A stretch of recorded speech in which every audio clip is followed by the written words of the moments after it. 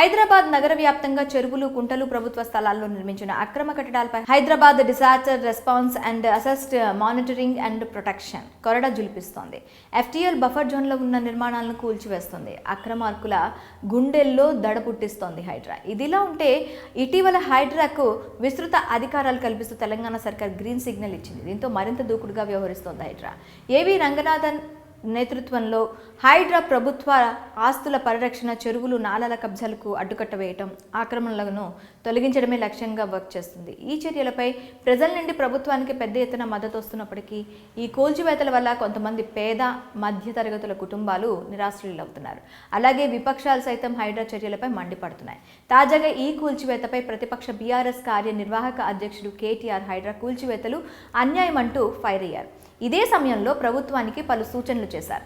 రాజకీయాలకు, రాగద్వేషాలకు అతీతంగా పేదలకు న్యాయం చేయండి కోరారు. ఆక్రమణలు మేము కూడా ప్రోత్సహించాం, కానీ అభాగ్యులకు అండగా నిలుస్తాం. ఇల్లు కూల్చివేసేటప్పుడు చిన్నపిల్లలు, మహిళలను రోడ్డు మీద పడేయకుండా మరో నివాసాన్ని ఏర్పాటు చేసి అక్కడకు తరలించండి. ఈ కూల్చివేతల సమయంలో ఎటు చూసినా హృదయ విదారక దృశ్యాలు కనిపిస్తున్నాయి. చిన్న పిల్లలు, మహిళల్ని చూడకుండా ఇంట్లో నుండి బయటకు గెంటేస్తున్నారు.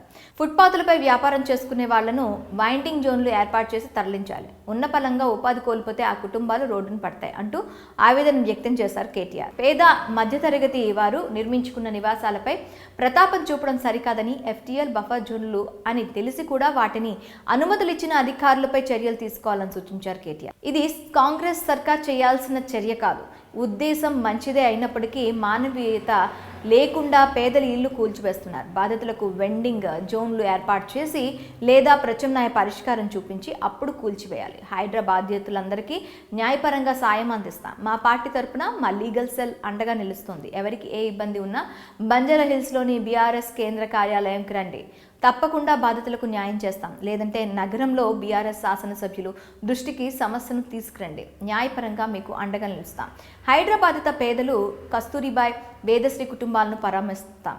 మంచి ఉద్దేశంతో పనిచేస్తే ప్రభుత్వానికి సహకరిస్తాం. శని, ఆదివారాల్లో జరుగుతున్న కూల్చివేతలను హైకోర్టు సుమోటోగా తీసుకోవాల్సిన అవసరం ఉంది అని పేర్కొన్నారు KTR. KTR తీసుకున్న ఈ చర్యలపై మీ అభిప్రాయాలను కామెంట్ రూపంలో తెలపండి.